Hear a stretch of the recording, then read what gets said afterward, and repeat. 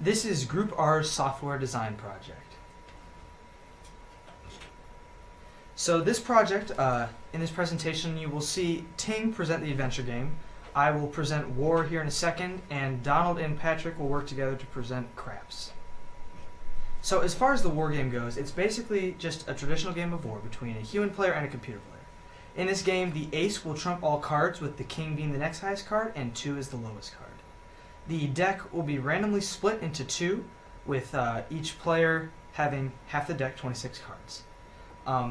Each player will draw each time, and when they draw the same card, a war will occur. Essentially, when war occurs, each player will bet a face-down card, and then duel with the card after that. The winner of that duel will take all 6 of those cards bet in the war. At the end of 26 draws, the player with the most game cards will win the game, and that will be displayed. As far as this game goes, it seems relatively simplistic, but it's actually fairly complex in its coding, which is what makes it a really marketable game.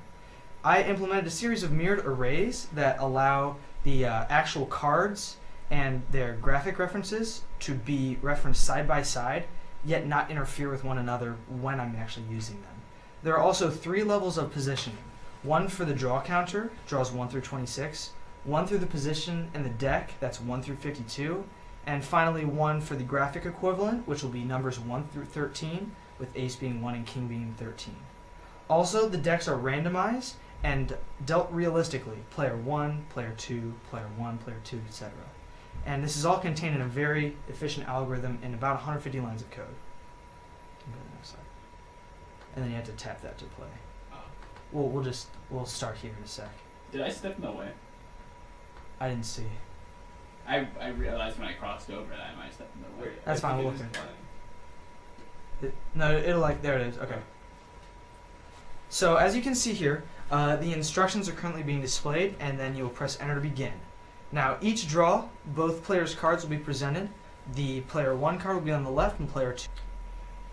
Craps is a basic game of chance played with 2 dice, broken up into 3 different phases. A betting phase, an initial roll phase, and a re-roll phase. In the betting phase, a player places their bets, betting how much they want to risk on the roll they're about to make. The initial roll phase is where the player attempts to meet the win condition by rolling either a 7 or an 11. If the win condition is not met in the initial roll phase, the player moves on to the 3rd phase, the re-roll phase, in which they're attempting to match the roll they just made in the initial roll phase. So if they rolled a 6, they want to roll a 6 in the re-roll phase. This compact code is packed with potentially thousands of hours of fun. The dice rolls are made in real time and are randomized each and every time, making the play experience different and unique with every play. The game starts out with the player entering their initial bet and then going into their initial roll. Once their initial roll is complete and they do not roll a 7, 11, 2, 3, or 12, they will then continue to re-roll. As you can see from the first set of rolls, I won the game, so the money that I bet is added to my wallet, and as you can see, I can play a few more games here. After these games are complete, I am going to be adding a number that is more than what consists of my wallet, and the game will instruct that I have an invalid bet and to place a new bet. Once I place the new bet, the game will commence once again, and I will continue to play. When the player runs out of money, they will say game over, and then we will be asked to either restart or exit the game. If we choose to exit, then the game will print out thanks for playing, and that would be the end of that round. The adventure is the role-playing game, and player can move in a 10x10 map, and there will be some treasure in the map.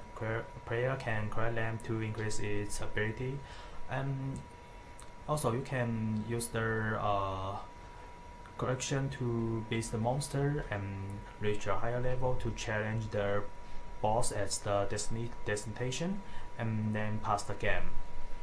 In the adventure, the player need to consider carefully watch the strategy and action to take during the game, and like what's the time to use the limited potion, and what's time to challenge the strong boss, and whether to run away from a strong enemy during the battle to avoid game over. So players should think very carefully about their action to take. In the adventure, the there will be a 10 times 10 map, and as you can see, the yellow one is the player and the red one is the portion.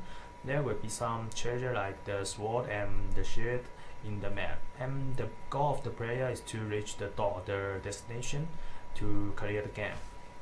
Player can move around the map and encounter monsters, and after beating the monster, the player will gain experience, and after reaching a certain value of the experience, the player will get a level up.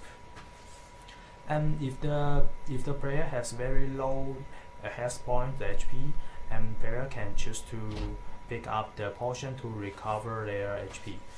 And if the player has confidence to get the treasure, he can choose to challenge their guardian who got the treasure. And after beating the guardian, the player will get the treasure like the sword and equip it. And when the player has reached a high level and collect all treasures in the map, he can choose to challenge the last boss. And the last boss, and the final battle will start. After beating the boss, the player will clear the game.